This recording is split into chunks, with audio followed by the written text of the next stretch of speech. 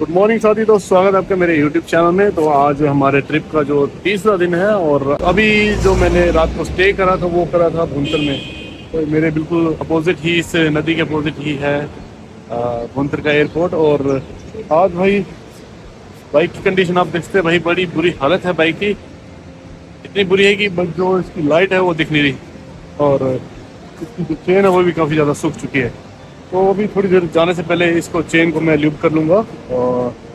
और आज का जो प्लान है भाई, जो आज का मेरा डेस्टिनेशन है, वैसे तो आज जो डेस्टिनेशन है वो नहीं बताऊँगा, लेकिन जहाँ पे अभी मुझे जाना है वो जाना है मुझे शानगढ़ मेडोज़। जो शानगढ़ मेडोज़ हैं भाई, वो एक ऐसी जगह है जो स्विट्ज़रलैंड को भी फेल करती, लेकिन वो ज़्यादा एक्सप्लोर नहीं हुई है, लोगों को ज़्यादा उस चीज़ के बारे में पता नहीं है। तो आज हम आपको उसी जगह पे लेके जा रहे हैं।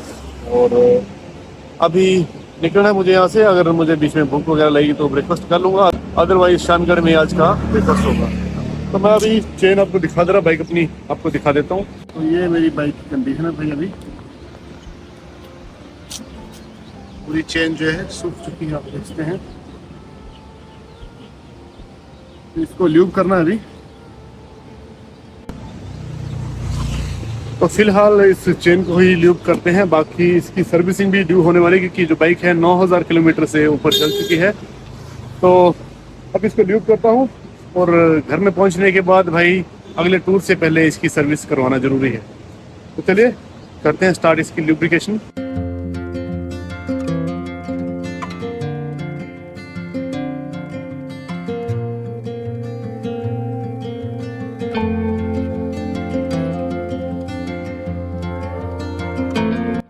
तो भाई अभी चेन को ल्यूब कर दिया है और बाइक का थोड़ा साउंड जो है चेंज हो चुका है। तो अब निकलता हूँ भाई अगले सफ़र की ओर। अभी पता नहीं आगे क्या क्या मुश्किलें झेलनी पड़ेंगी, क्योंकि कल का जो प्लान था मेरे मुताबिक कुछ भी नहीं हुआ। तो आज का जो प्लान है उसको देखते हैं मेरे मुताबिक चलता है कि नहीं। वैसे आज का प्लान सबसे पहले शानगढ़ पहुँचने का। तो चलिए लेके चलते हैं आपको शानगढ़ में। और अभी बाइक भी मेरी रेडी हो चुकी है, बाकी जो वॉशिंग है वो घर जाके ही करवाऊँगा। और अब निकलते हैं, चलिए। तो अभी मैं निकला हूँ भुंतर से, और भुंतर से जो शानगढ़ का डिस्टेंस है वो 55 किलोमीटर के आसपास का डिस्टेंस है। और यहाँ से मुझे और टनल तक इसी रोड पे जाना है, और और टनल पे पहुँचने के बाद फिर मुझे लेफ़्ट कट लेना है शानगढ़ के लिए। और जो और टनल है वो अभी यहाँ से 34 किलोमीटर के आसपास दिखा रहा है। तो पहुँचते पहले और टनल, और उसके बाद देखते आगे का रास्ता कैसा है। अभी भाई मौसम बहुत ही साफ़ सुथरा है आज, आप देख सकते हैं पूरा जो आसमान है नीला दिखाई दे रहा है भाई। और भाई अभी गर्मी भी बढ़ने लग पड़ी है, लेकिन मुझे लगता है कि जहाँ पे मैं जा रहा हूँ वहाँ पे ज़्यादा गर्मी नहीं होगी, क्योंकि वो एरिया जो है थोड़ी हाइट पे पड़ता है। तो चलिए अभी बढ़ते हैं अपने सफ़र की ओर।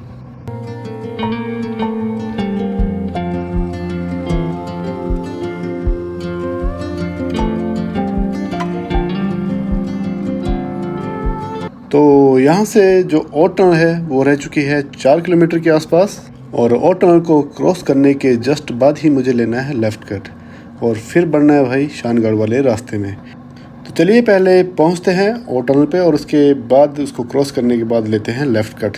चलिए।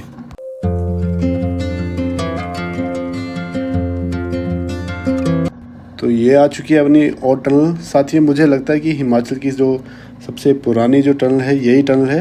ये टनल 3 किलोमीटर के आसपास है, और इसकी जो बनावट आप देख सकते हैं बिल्कुल ही रफ़ बनावट है, बिल्कुल अंदर से वैसी फिनिशिंग नहीं है जैसी आजकल की टनल की होती है। जब इस रास्ते में कोई और टनल नहीं थी भाई, तो ये एक टनल वाला पैच जो था बहुत ही सुंदर लगता था, और एक अलग सी इसकी फीलिंग थी। लेकिन अभी तो जगह जगह टनल्स बन चुकी हैं, तो लोगों को इस टनल का जो अब महत्व है वो कम दिखाई पड़ता है। लेकिन जब ये टनल बनी थी उस टाइम पे इस टनल का बहुत ज़्यादा महत्व था। तो अभी आप देख सकते हैं कि मैंने अभी भी टनल को क्रॉस किया, और टनल को क्रॉस करने के जस्ट बाद ही मैंने लेफ़्ट कट ले लिया है। तो यहाँ से जो सेंज वाला रोड है उस रोड पे आगे बढ़ना है मुझे। तो अभी जो मैंने ये रोड लिया है, जैसे हाईवे से कटा हूँ वैसे ही रोड की कंडीशन जो है थोड़ी ख़राब हो चुकी है, आप देख सकते हैं। तो शानगढ़ यहाँ से अभी 30 किलोमीटर दिखा रहा है, और अभी टाइम हो चुका है 9:25। तो देखते हैं भाई आगे कितना टाइम लगता है हमको पहुँचने के लिए। मेरे हिसाब से तो भाई 1 घंटे के आसपास हमको टाइम लग जाएगा वहाँ पहुँचने के लिए, लेकिन देखते हैं एक्चुअल में हमको कितना टाइम लगता है। तो चलिए बढ़ते हैं शानगढ़ के लिए।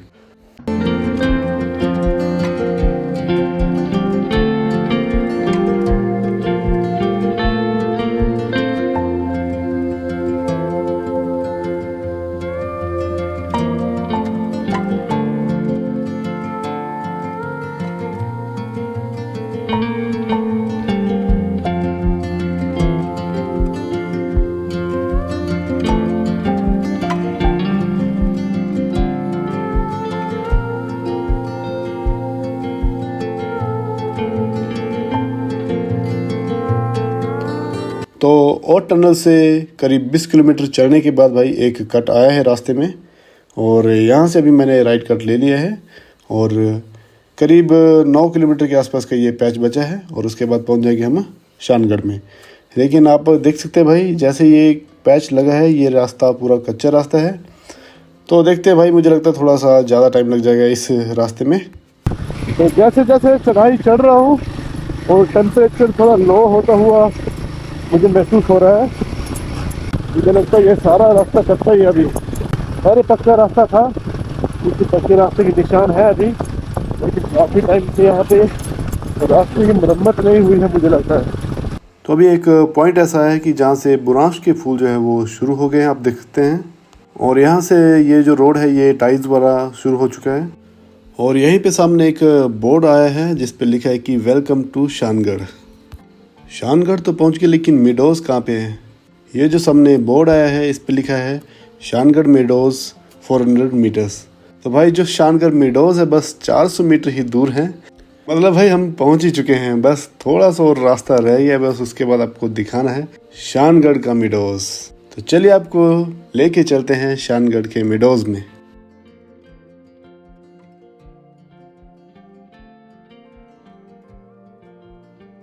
तो आप देख सकते हैं शानगढ़ मेडोज़ का जो मेन गेट है वो हमारे सामने है। तो सबसे पहले भाई बाइक को पार्किंग में लगाते हैं और उसके बाद एंट्री करते हैं भाई इस मेन गेट से।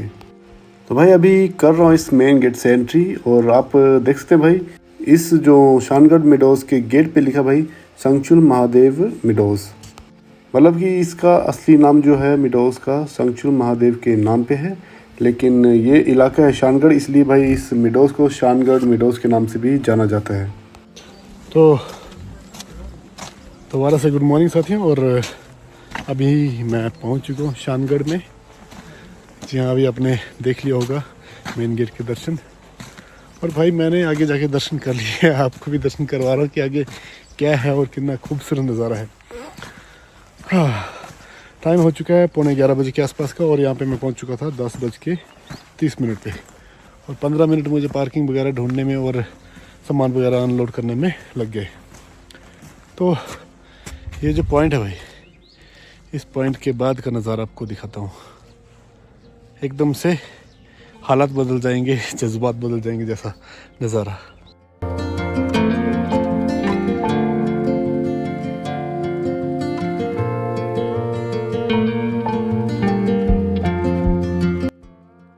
देखिए साथियों कितना सुंदर नज़ारा है, बहुत ही अद्भुत भाई, बहुत ही प्यारा, मज़ा आ गया भाई, मज़ा। इस पॉइंट से एंट्री करने के बाद ही इस जगह का नज़ारा बिल्कुल बदल गया है।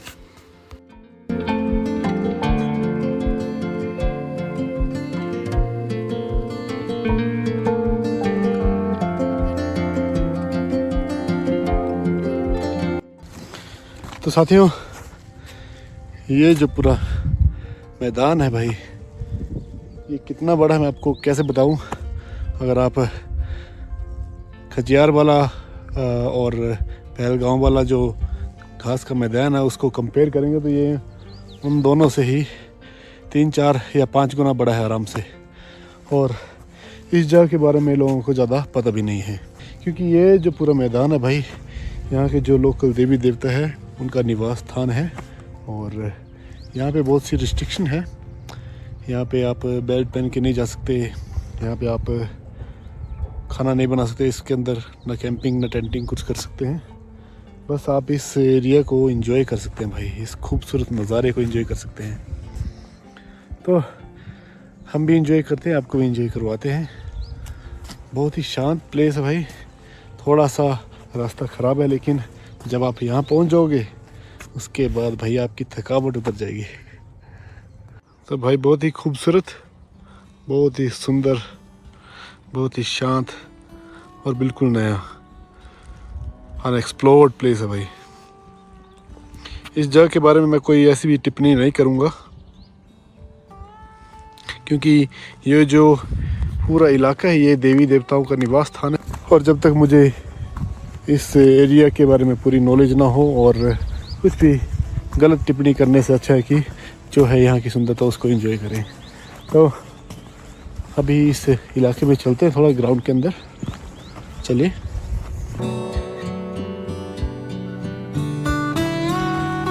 जगह जगह पे आपको ये वाला बोर्ड मिल जाएगा भाई, आप इसे देख सकते हैं।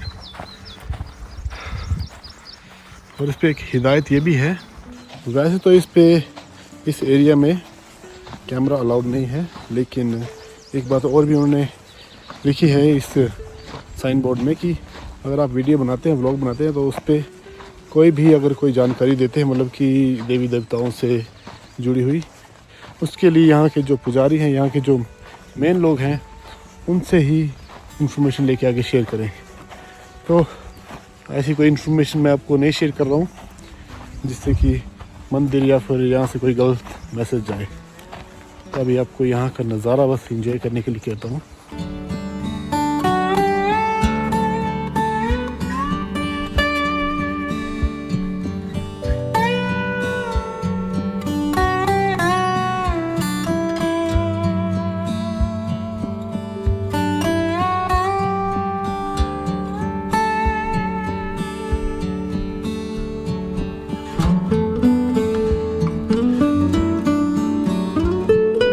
भाई मुझे यहाँ आए हुए 1 घंटे से ज़्यादा हो चुका है, लेकिन पता नहीं टाइम कैसे बीत रहा है। यहाँ एक जगह बैठ गया हूँ मैं, और एक जगह बैठने के बाद बहुत ही शांति और सुकून मिल रहा है भाई। और एक ही जगह पे भाई काफ़ी देर तक बैठने के बाद बहुत ही मन शांत हो गया। हाँ, आपको मेरी बातचीत से भी पता चल रहा होगा। बहुत ही सुंदर भाई, बहुत ही अलग सा और बहुत ही स्पिरिचुअल ये माहौल है यहाँ का, और बहुत ही अलग अनुभव है यहाँ का।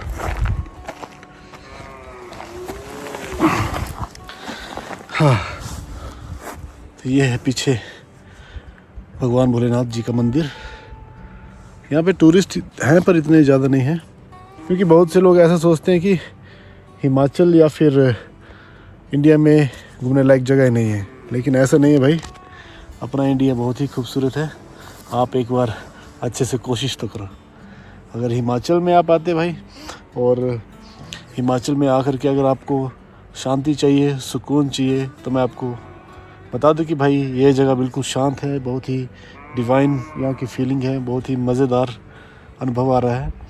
आप भी आएँ, आप भी इस फीलिंग को एंजॉय करें। और अभी थोड़ी देर के बाद मुझे ब्रेकफास्ट करना है, और उसके बाद भाई जाना है दूसरी स्पिरिचुअल जगह पे जी, जो है पराशर ऋषि का मंदिर, पराशर लेक पे। वो भी भाई बहुत ही खूबसूरत जगह है, लेकिन ये जो जगह अभी जो यहाँ पे फील हुआ है वो कुछ अलग ही था भाई, मज़ा आ गया। तो लीजिए साथी, आप भी कीजिए दर्शन शानगढ़ के संगचूल महादेव के।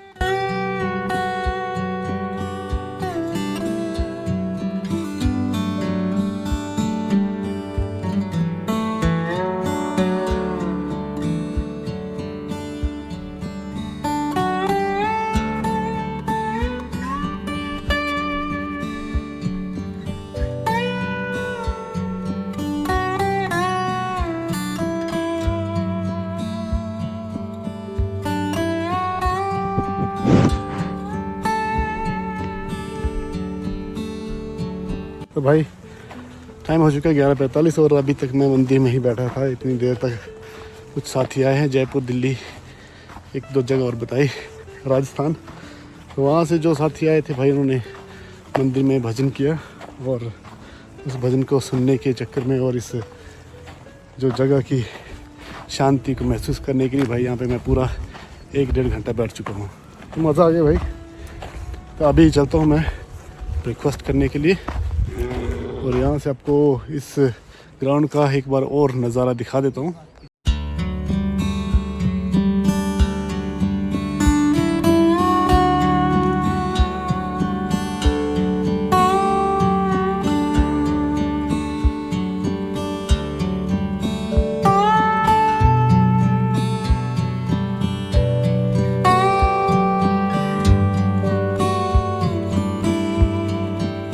तो अब जहाँ पे बाइक लगाई पार्किंग पे, वहाँ पे जा कर के ब्रेकफास्ट करते हैं और निकलते हैं आगे के डेस्टिनेशन के लिए। अभी जाना है मुझे पराशर लेक के लिए।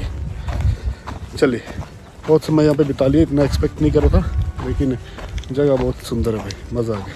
यहाँ पे अगर भाई कोई आता है तो मेरा तो एक सजेशन है कि भाई यहाँ पे स्टे करें। जितना टाइम इस ग्राउंड में रह सकते उतना टाइम इस ग्राउंड में रहें, जितना टाइम इस मंदिर में रह सकते उतना टाइम उस मंदिर में रहें और इस पूरे नेचर को एंजॉय करें। चलिए बढ़ते हैं आगे, आगे भी जाना है, वो भी बहुत सुंदर जगह है। तो इस मिडोस के गेट के सामने ही बैठा हूँ और यहाँ पे अभी मैंने ब्रेकफास्ट कम लंच ऑर्डर कर दिया है। बहुत ही शांत इलाका है भाई। तो अभी मैंने ऑर्डर किया था सिड्डू और चाय, ये आ चुकी है, दिखा रहा आपको। यह है हिमाचली फेमस डिश सिड्डू और चाय और चटनी और घी के साथ। तो इसको कर लेते हैं एंजॉय और उसके बाद निकलना है पराशर लेक के लिए। चलिए।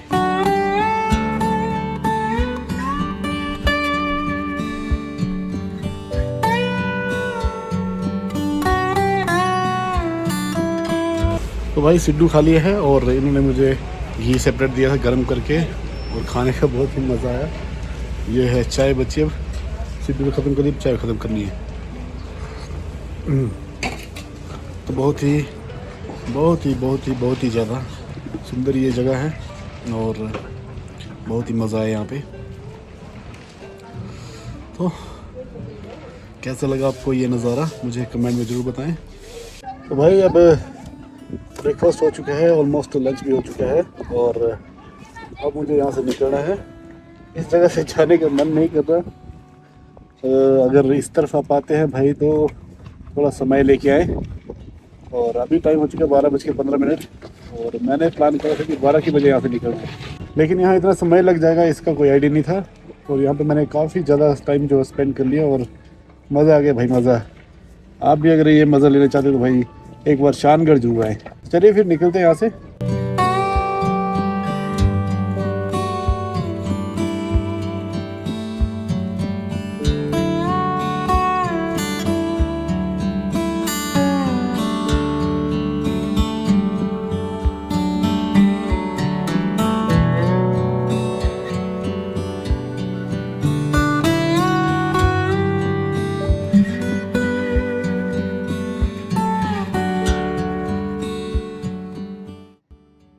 तो शानगढ़ से भी मैं वापस पहुंच चुका हूं बजौरा में और बजौरा से अब मुझे लेफ़्ट कट लेना है पराशर लेक के लिए। और ये जो रास्ता भी होकर के जाएगा कांडी पास से। तो चलिए लेके चलते आपको कांडी पास की तरफ।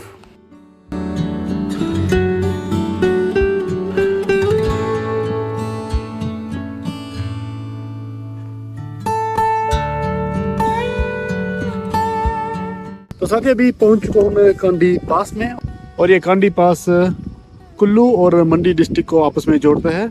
और कुल्लू साइड से बजौरा से इस रास्ते में आते हैं तो ये पास लगता है और मंडी साइड में कटिंडी कटोला होते हुए ये रास्ता पहुंचता है द्रंग में और IIT मंडी से होते हुए जाता है। तो दोपहर के 12:15 पे मैं निकला था शानगढ़ से और शानगढ़ का नाम आते ही भाई अब चेहरे पे मुस्कान आ जा रही है। बहुत ही शानदार इलाका है भाई।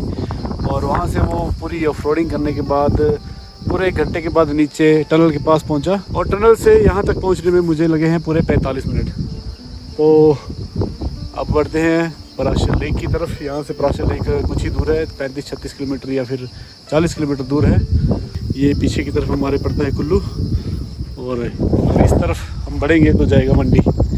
अभी टाइम हो चुका है 2 बजे और 3-3:30 बजे तक मैं पहुँच जाऊँगा पराशर लेक में। तो पराशर लेक में काफ़ी टाइम होगा मेरे पास।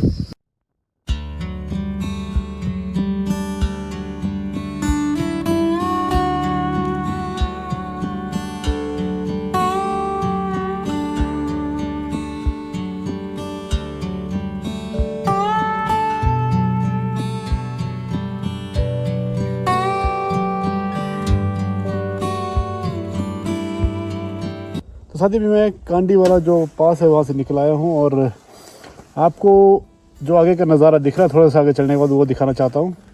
तो ये जो जगह भाई, इस रास्ते से हमको नीचे उतरना है और नीचे से वो जो रोड जा रहा है उस रोड से फिर चढ़ना है।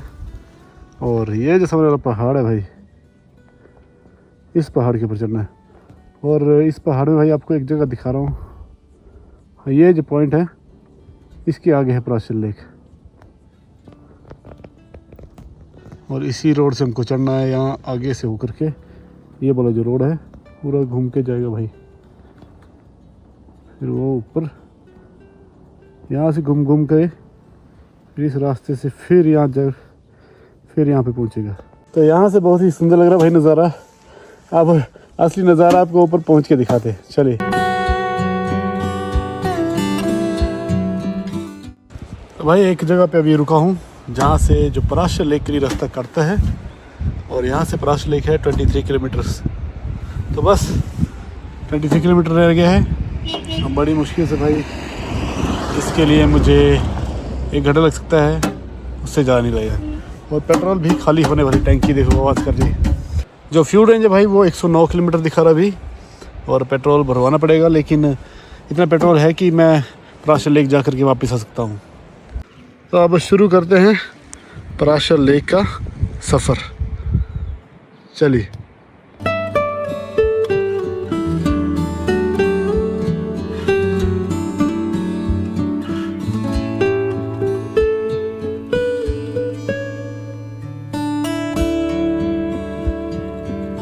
भाई अभी पहुंच चुका हूं बागी में, और यहाँ से जो पराशर लेक है 21 किलोमीटर रहती है भाई, 21 या 20 किलोमीटर रहती है। लेकिन भाई यहाँ का नज़ारा मैं आपको दिखाऊंगा तो आप हैरान हो जाएंगे अगर आप यहाँ पहले आए हैं तो देखिए। तो ये है वो रास्ता जो पराशर लेक के लिए जाएगा, और ये जो रास्ता भाई आ रहा है ये आ रहा बागी से। ये जगह का नाम बागी है। आज से पहले जब मैं यहाँ से आया था, पिछले साल की बात है शायद, तो यहाँ पे पूरी एक मार्केट थी, एक पुल था, इस पुल के ऊपर से आकर के हम लोग क्रॉस करते थे। तो इस बार मार्केट भी नहीं बची है, दुकानें भी नहीं बची और पुल भी नहीं बचा। बहुत ही ज़्यादा यहाँ पे नुकसान हुआ है, और अब रिवर क्रॉसिंग होके गाड़ी आ रही है। तो भाई अभी यहाँ पे कुछ भी नहीं है, नुकसान हो गया, सारा नुकसान हो गया। तो अब चलते हैं पराशर लेक की ओर। जो भाई पहले आए हैं वो इस एरिया का नज़ारा देख के ज़रूर हैरान हो जाएंगे। चलिए।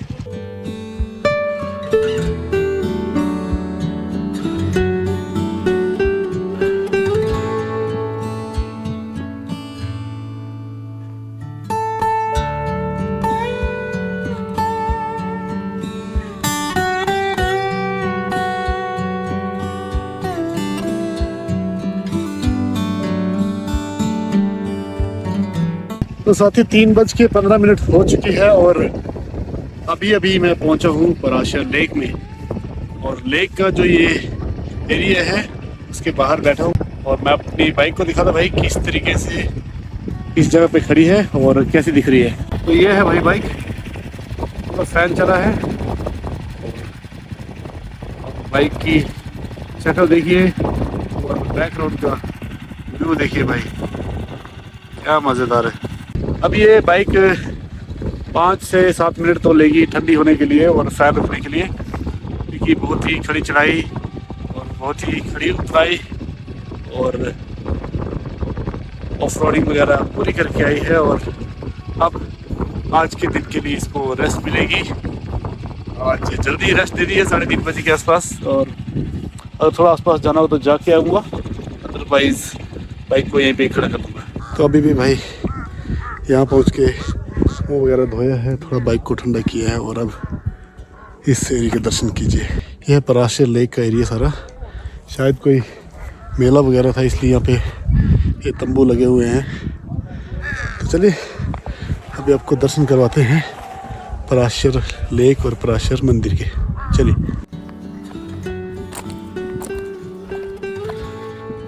ये लीजिए साथियों, कीजिए दर्शन पराशर ऋषि मंदिर के और पराशर लेक के। कैसा लगा साथियों ये नज़ारा मेरे पीछे का? भाई इस जगह पे आकर के फिर से वही वाली फीलिंग आ रही है कि अब मन कर रहा है एक जगह बैठ जाऊं कि ठंडी ठंडी हवा चल रही है और इसी हवा में यहीं बैठने का मन कर रहा है। लेकिन भाई आपको ज़्यादा वेट नहीं कराऊंगा, चलिए पराशर मंदिर के दर्शन करते हैं।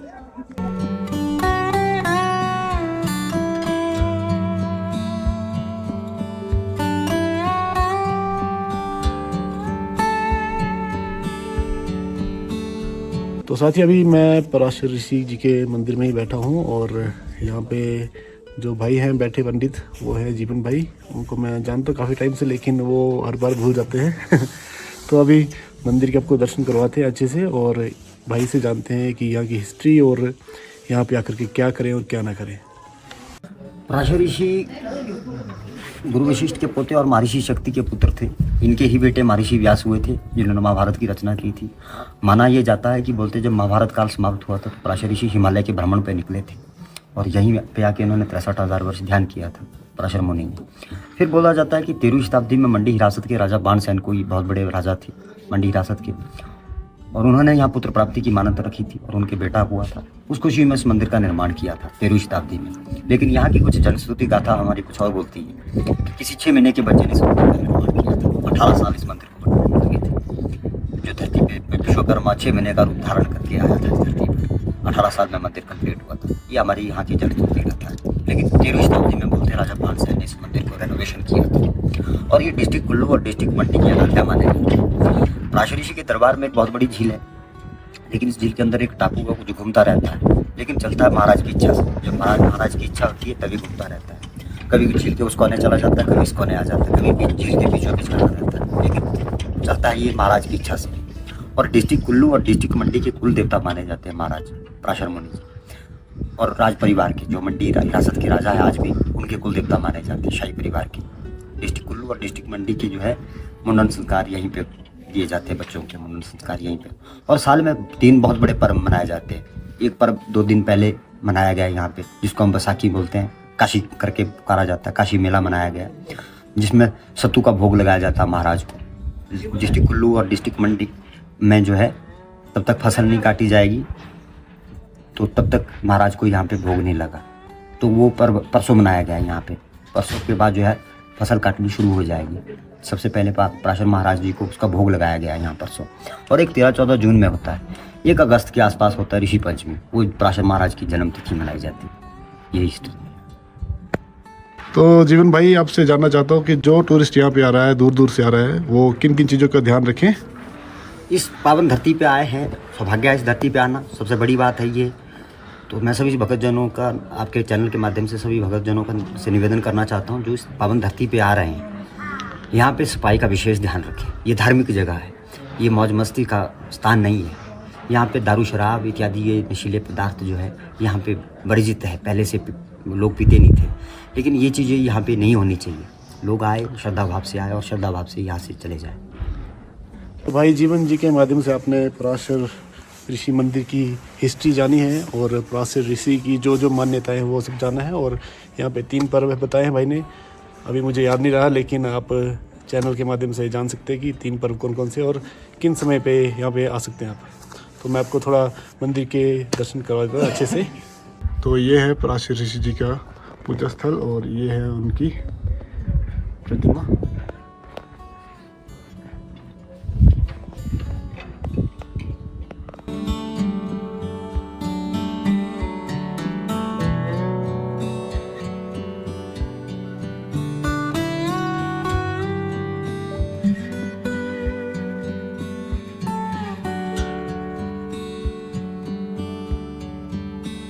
तो साथ ही मंदिर के पुजारी जीवन भाई ने जो आपको जानकारी दी है वो बहुत ही महत्वपूर्ण जानकारी है। आशा है कि आप लोगों को जानकारी पसंद आई होगी और अच्छी लगी होगी।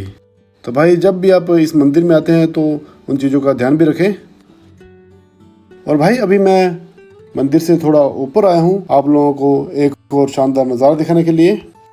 तो देखिए ज़रा मैं आपको बैक कैमरा से दिखाता हूँ यहाँ से इस झील और इस मंदिर का कैसा सुंदर नज़ारा दिख रहा है। तो देखिए साथियों कैसा सुंदर नज़ारा है भाई। पूरी झील जो है और पूरा मंदिर जो है, पूरा व्यू यहाँ से दिखाई दे रहा है। बहुत ही शानदार नज़ारा। और मंदिर के दूसरी तरफ आप देख सकते हैं भाई, जो गांव में गली क्रिकेट होती है उसका ही टूर्नामेंट पराशर लेक में हो रहा है। ये अपने आप में ही बहुत बड़ी बात है, क्योंकि पराशर लेक के आसपास जो गांव हैं साथियों, वो बहुत ही दूर दूर गांव हैं। और यहाँ पे जो भी ये बैट्समैन आए, ये प्लेयर्स आए हैं, ये काफ़ी दूर दूर गांव से आकर के इस एरिया में इस टूर्नामेंट को खेल रहे हैं। बहुत ही शानदार भाई, बहुत ही ज़्यादा मज़ेदार ये नज़ारा है।